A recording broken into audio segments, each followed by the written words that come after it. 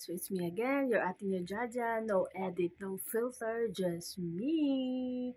So yan for today's video, bago ako matulog. So gumawa ako ng vlog. So magkukwento lang po ako. Magkakwento lang naman ako sa inyo regarding my dream.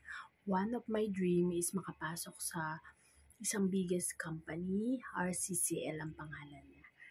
So, ayun, nakapasok ako doon after 8 years. So, it's 8 years. 8 years in the making.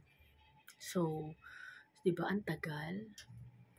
So, kayo, makakapaghintay ba kayo ng ganun? So, naghintay ako noon. And I keep praying that one day mangyari yon. So, it happens. So, kahit gaano katagal, kung inaalaw ni God na makapunta ka doon, at pinag-pray mo yon, nothing is impossible with God. Basta magtiwala ka sa Kanya, i-connect mo sa Kanya, i-ask mo ng permission, ask ng guidance, mangarap ka lang. So, ayun, 8 years in the making. At least so, tama yung sinabi ni God na in God's perfect night, timing, it will happen. Kung para sa'yo, para sa'yo. So, ako naman, 2015 yon. So, nag-apply ako doon. Tapos, hindi ako agad nakatanggap kasi wala pa akong right, ano ba yun? Wala pa akong experience. So, yun, nag-apply ako doon. So, nakasampa ako last year. So, yun nga, nag-apply muna ako sa ibang cruise ship noon. So, bago ako makarating sa RCCL, so, ang dami ko pa pinagdaanan. So, nakagain ako ng experiences. So, marami din ako natutunan. And then, way back, kung babalikan ko, lahat ng pangarap is matutupad. Basta wag mo na susukuan. Yun yung point ko dito. So, ayan, currently, I'm working in a Royal Caribbean. So, ngayon, nakapahinga ako.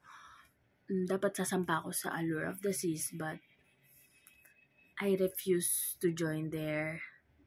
Gusto ko ma-explore yung ibang barko kasi yung first sampa ko sa Allure na. So, gusto kong try yung ibang barko naman.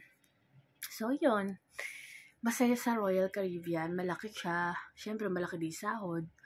Sa ngayon, doon muna ako. Pero gusto ko talaga mag-business. Yun yung talagang goal ko. Pero nag-iipon muna ako para mapaghandaan lahat ang bagay-bagay.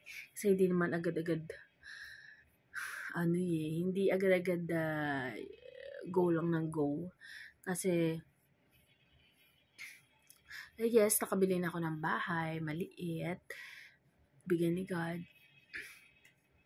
But meron akong gustong space na doon ako mag-start ng business ko. Yun yung gusto ko.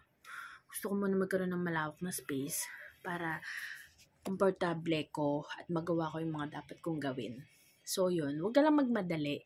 Makukuha mo ang lahat ng dapat para sa'yo. So, just trust Him and pray lang. Yes, sometimes madidistract, sometimes maliligaw. But, pupunta ka pa rin doon. Basta kasama mo si God sa lahat ng ginagawa mo. Okay? Pero ngayon, nag-cancel ako ng joining ko. Dapat join ako April 27. But kinancel ko dahil nga gusto kong saka dahilanan na ayoko doon sumampa. Gusto ko sa ibang barko nila. Kasi nanggaling na ako doon Gusto ko naman i-try sa iba para mag-explore naman. And my reason then is basta ayoko doon. Yun lang.